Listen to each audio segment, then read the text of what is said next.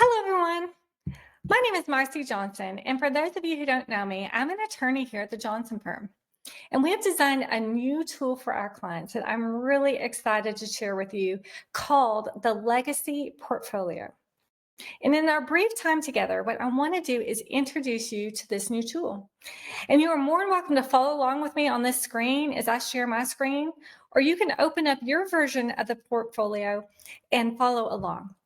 So let me start by sharing my screen with you. Hold on just a second.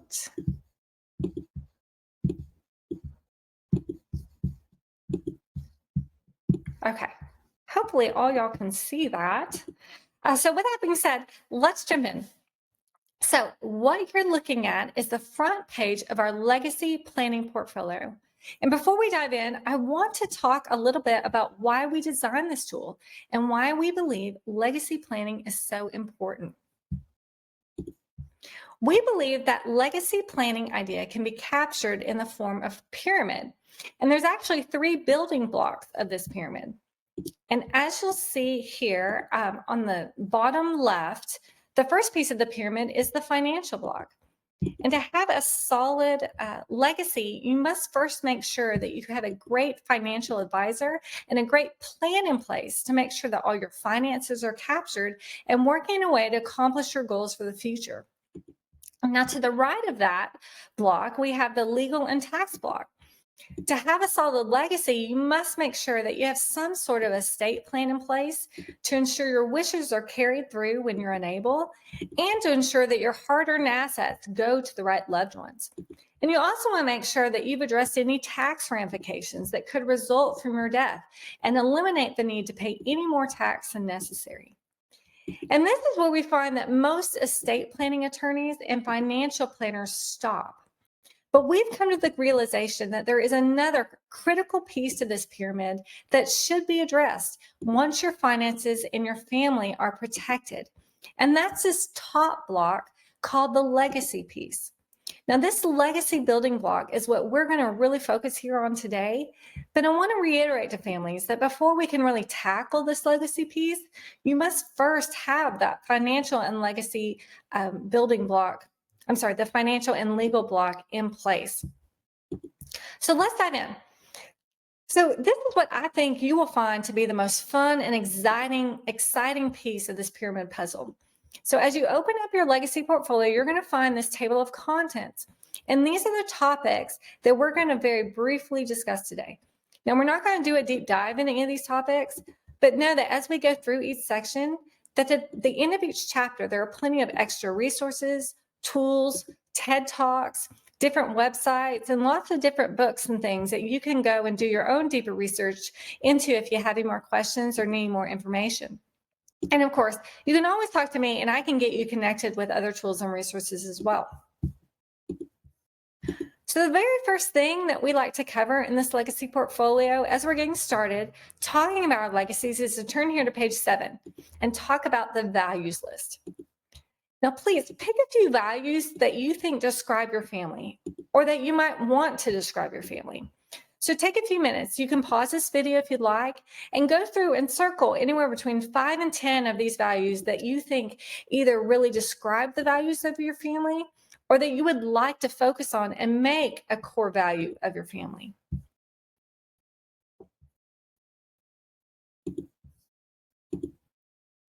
Now that you've selected some of these values, I'd like you to go through and fill out the subsequent pages. You don't have to do all 10, but really think through those values. Sometimes the story and the history about why those values are important or as important as the values themselves. So take a few minutes and fill out what those values are and then answer the questions about each of those values. For our next topic, we really like to talk to our clients about defining their family brand. Now, look, there's lots of different strategies for doing this. One strategy that we like to tell our clients to do is to create a family mission statement. And there's some great resources and examples of that located here in this legacy portfolio. So take a few minutes and look through at what a family mission statement is. You know, a family mission statement does a great job of really laying out the vision and the values and beliefs of your family. Now, this could be important for older generation family members to do, especially to help provide direction and clarity for younger generation family members. In the same vein, we suggest our clients, create a family motto. Family mottos are very similar to a mission statement, but they're a lot more concise. They're a lot shorter and a lot more directional. And we have some great resources and some great examples of those as well. Another tool that we really love to introduce to our clients and encourage them to do is write a legacy letter. For older generation family members, a legacy letter is a letter in which you can write down your wisdom, your ethics, your beliefs, and your hopes and dreams for future generation family members, and really capture your sentiment and your love for your family. This can be a letter that you write to one individual person, or maybe you write one for each child or for each grandchild. This can also be something that you write to a whole generation. So it could be one letter that you write capturing your whole history and your wisdom and your values that you write maybe to all your grandchildren. Just know there's no right or wrong way to do a legacy letter. And there are tons of examples inside your legacy portfolio, and even more if you just Google it online. But we encourage all of our clients, if you're going to have a trustee, to also write a trustee letter. Now, these trustees are people that are going to be directing your family and your legacy. And so being able to write a trustee letter is a great way to be able to provide that person with clear direction on your wishes and how you want your finances and everything you leave behind to be used. So we highly encourage our clients to write trustees letters. And there's some great examples of trustee letters here in this legacy portfolio. And then finally, when it comes to defining your family brand, we also encourage our clients to create an ethical will. Now, an ethical will is similar to a legacy letter, but they're still a little bit different. In a typical will or trust, you're leaving behind your belongings and say who you want those things to go to. But with an ethical will, you leave behind your history and wisdom and stories and value and work ethic. And you really use that to provide a clear framework and clear direction for younger generation family members. Your expectations for them, your hopes for them, your wishes for them, and the things that you want to be able to say to them after you're gone. There's some great examples of ethical wills in your legacy portfolio, so please check that out. And as I mentioned earlier, at the end of every single chapter of all these topics we're discussing today, you're going to find a list of resources. And these resources include page after page of books, movies, TED Talks, podcasts, and websites. And as we're going through, take some time. And if there's something that you would like to know more about, please look through the resources we provided for you at the end of each chapter. Now, our next topic that we love to discuss is preserving family histories, stories, and legends. And you can read some of these great quotes that we have in here. We have lots scattered throughout the chapter, but preserving the family history, stories, and legends is something so important because once you're gone, if you haven't been intentional about capturing those history, stories, and legends, then those things are lost. So all throughout this chapter and throughout the portfolio itself, there are a ton of resources and places for you to go and make sure you've really thought through your family history and stories and have those things captured for younger generation family members. That way, when one day you are gone, all those things are saved. So make sure you take a few minutes and go through this section. I also want to point out that in this chapter, we have a really cool exercise called the Do You Know scale. And what's interesting about this is some of our clients would tell you that they actually know a lot about their family history, but then when you start walking them through the Do You Know scale, they actually realize how little they know. And one important realization from this is that a lot of times, especially for our older generation clients, some of these questions they cannot answer because the people who had these questions are gone. So what we like to have our clients do the Do You Know scale so that they can realize how important it is to capture this history while they're still here. So I encourage you to take a few minutes, maybe do it alone, do it with your spouse, or even do it with your kids, but look through these, talk through these, and see how much of your family history you actually know. Then take a few extra minutes, go through the rest of this chapter, and fill out some of these questions. For our people with military history, if you were in the military, if your spouse was in the military, maybe it was a parent of yours that served, We would like for you to take a few minutes and go through, starting here on page 38, My Military Story. Now, this asks a lot of really unique questions that a lot of our veterans often have not talked about. Just like everything else with our family histories and stories, if we're not intentional about asking questions and capturing this information now, then when the veteran is gone, that history and those stories may be lost. So, some of these questions are actually very unique things that the veteran may not have thought to talk about with younger generation family members, like life lessons that were learned, values that were developed, important things that happened that really changed the trajectory of their family. So if you're a veteran or if your spouse is a veteran, make sure you take a few minutes starting here on page 38 and go through the military history questions. Now, our next topic is using heirlooms and artifacts as value transmitters. And here's why this is important. One very unique thing that we've seen after years and years in this business, that it's not the high value heirlooms and artifacts that really cause the fights. It's not the $1 million. It's not the family land. It's not the $500,000 in the checking account that tends to cause the most fights. What tends to cause the most fights when an older generation family member passes is the small things that have sentimental value or often no monetary value at all. Maybe it's great grandma's wedding ring. Maybe it's a set of quilts or teacups. It can be anything. Maybe it's great grandma's cookbook that she had written in her own hand. If you're not intentional about really capturing these things and making sure you're clear about who you want these things to pass to, that could be something that can cause a family a lot of chaos and struggle once you're gone. So we like to have our clients walk through some of their heirlooms and artifacts and really think through this sentimental property and have those conversations with your family members while you're still around. If you're giving your wedding ring to your oldest daughter, have that conversation with her and with your other kids as well and explain why that is. We also encourage you to make sure that with these heirlooms, whatever they may be, that you not only say who you want them to go to, but take a few minutes and write down the history behind them. If it is great grandma's quilt, then give as much history as you know about that.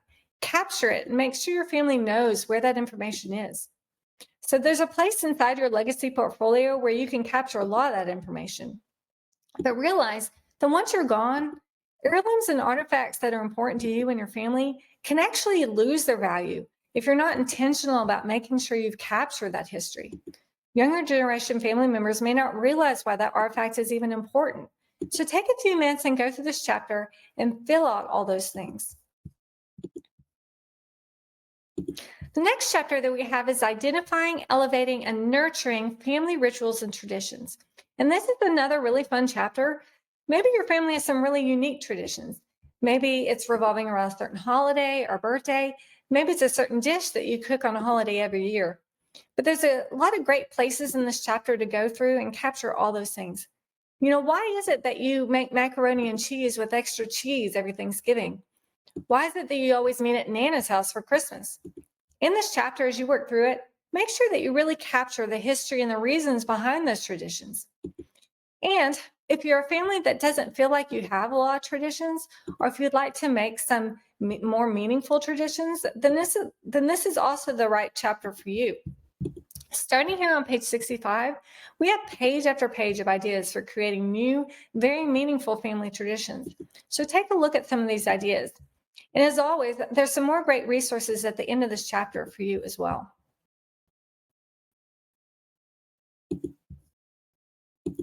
Now, I love this next chapter, which is sharing travel experiences. And realize that if you're a person who has traveled some, or maybe even traveled a lot, travel really changes your perspective on the world. So we encourage you to talk through some of these memories and some of the things that you've learned about the world, maybe the people you've met on those journeys that have changed you. Go through this chapter, fill out some of that information, and also realize that if travel is something that's really important to you, you can actually build a travel fund within your estate plan to be sure that the legacy of travel is something you can pass on to younger generation family members. So go through here, take a few minutes, and talk about those incredible travel experiences and capture all that information. Okay, I know it's not everyone's favorite topic, talking about your own funeral, and yet this chapter can be so powerful. And here's why. It's so easy and it takes so little effort on the front end to really be intentional about making your funeral a teaching moment. This is one of the few times in your life, maybe when you're going to have a captive audience and you won't be there. So I encourage you to go through and fill out this chapter. Take a few moments to really think and plan. You can actually make your funeral a teaching moment so that in your last moments when loved ones are discussing you, it can be such a powerful, incredible way to transmit your life lessons and your values. So go through and fill out this information. We also encourage you to do this because if you've not already planned your funeral, that's something that when you pass, it can leave a lot of chaos for your family at a time when they're already grieving. And that's not something we like to see. So take a few moments and actually fill out this information. Then make sure that whoever's going to be planning your funeral, they know where this is. And we refer that all of our clients do this. Don't leave your family wondering what you would have wanted. If you've already pre-planned or prepaid your funeral, there's a place for you to capture that as well.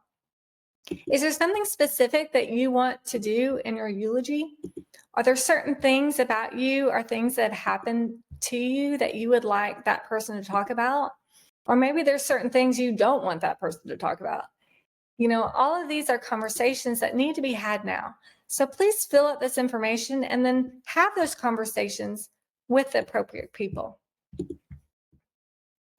We also like to point out that if you've not even started this process and you don't even know where to start, you can feel very overwhelmed, and that's okay. And we understand that. So starting in this chapter, we have guidelines of what to do before you die. And this is such an extensive list. This list will talk you through what it means to pre-plan your wishes or pre-plan your own funeral or memorial service. Again, it's not everyone's favorite topic, but taking a few moments on the front end can really save your family so much trouble on the back end. There's also a great list about what to do when you pass, and it has a list of everything that your family is going to need to know, the people they need to contact, the things they need to do. So please take a few moments and check out all the resources in this chapter.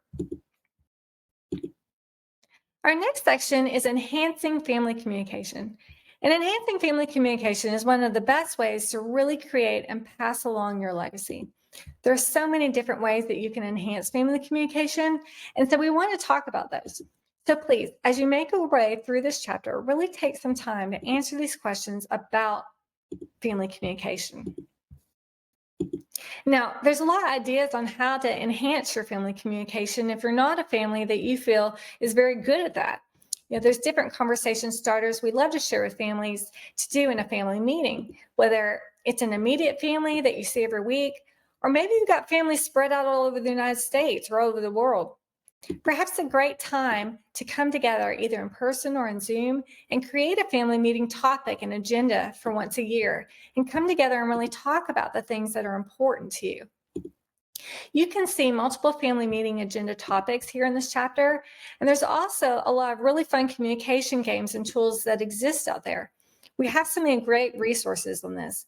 You can see on this page, there's choices in a jar, there's the Ungame. There's so many different ways you can really enhance family communication that are very simple and practical.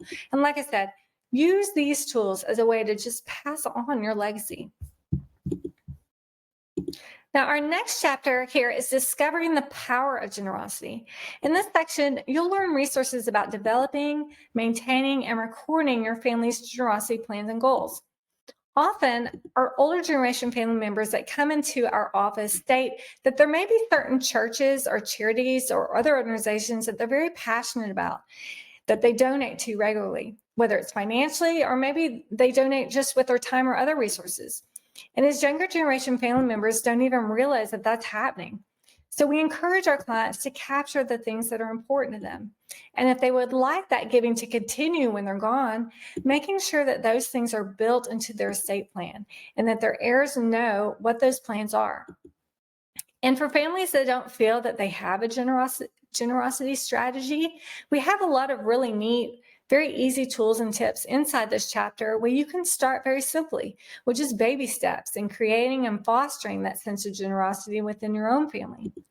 So if you don't feel like you're a family that really has that sense of generosity, Open up this chapter and go through some of these exercises because there's a lot of really easy things you can do today. Being generous doesn't take a lot of money. You don't have to be Bruce Wayne to start a family charity or a donor advised fund.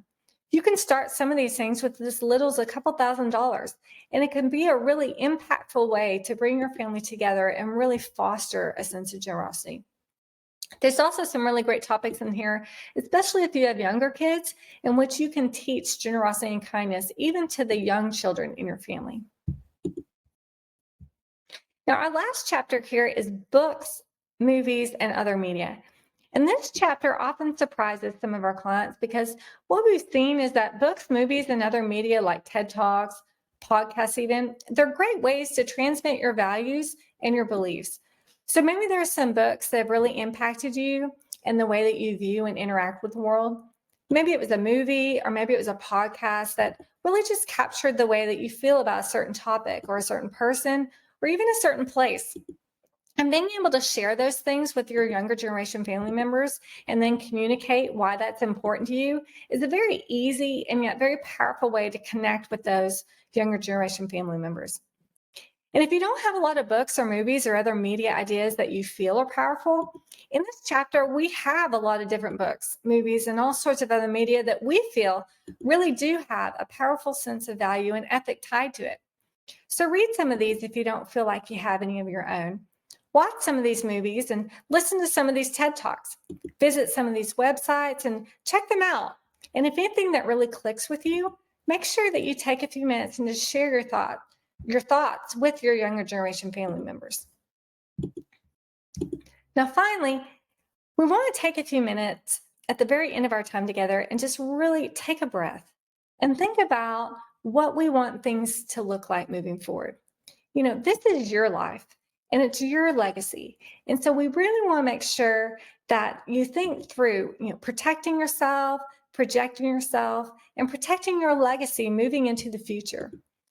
So I really want you to take a few minutes as we close out and to just think about the impact you hope to have on your family and your community and on the world. And as always, if you have any questions, we'd be happy to answer those. We hope you enjoy this legacy portfolio. Take a few minutes and really dig into some of these chapters that interest you, and we'll see you soon. Thank you.